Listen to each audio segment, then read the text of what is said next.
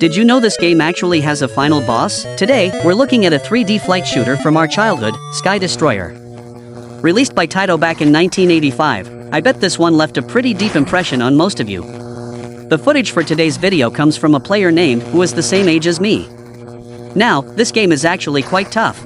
Why? Because for its time, it was one of the first games I remember that tried to simulate a realistic flying sensation. When you bank left or right, or pull up and down, there's this very noticeable sense of inertia. That focus on realism definitely cranks up the difficulty.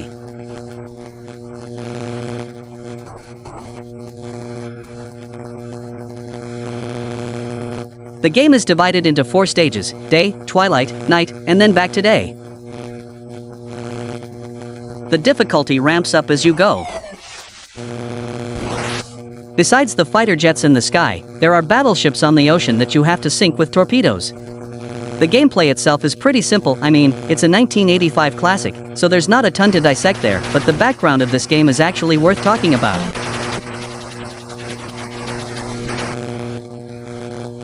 Take a look at the green fighter we're piloting. That's actually a Japanese Mitsubishi A6M0 from World War II. The enemies are American planes and warships. So, the plot of this game is literally us controlling Japanese forces to fight the Americans. Politically speaking, it's not exactly correct. It kind of shows the difference in vision at Taito back then. Around the same time, Capcom released the Star 1942 Star and Star 1943 Star series. In those games, you pilot an American P-38 to defeat the Japanese forces.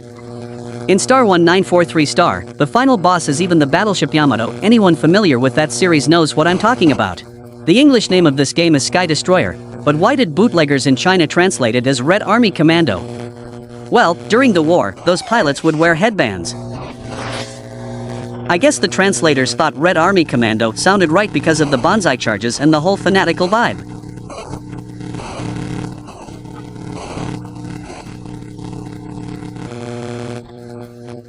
Comparing Capcom and Taito's approach back then, you can really see the difference in perspective.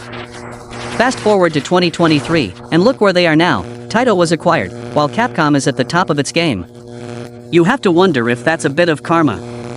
There's no doubt someone on Taito's planning team back then had some right-wing leanings to produce a game like this.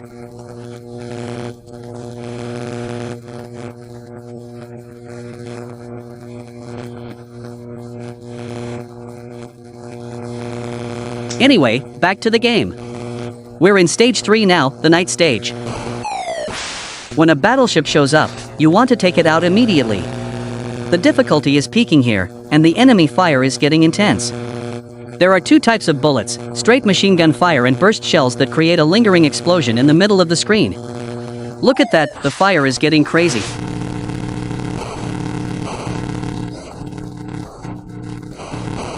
There's a red battleship ahead, we need to lead our shot. And in the air, those are the famous American B-24 Liberators. These are elite enemies, and honestly, you don't have to fight them. If you want to beat the game, it's better to just play it safe and stay away. Our hitbox is pretty large, so dodging everything isn't easy. Some of you might be wondering, I played this forever as a kid, but it never ended. That's because the game loops. You might have finished the first loop without even realizing it. Now, we're at the final stretch. Stick your plane to the very top of the screen and just lay low for a bit. We're about to see what the final boss looks like. The enemy numbers and firepower are peaking, so try to avoid a direct confrontation. Our goal is to see the boss and clear the loop. Here come the B-24s again. Stay clear, it's too hard to handle the elite units and the small fry at the same time. Okay, they should be gone now. Watch the water, there's a battleship. Did we hit it? Looks like we missed.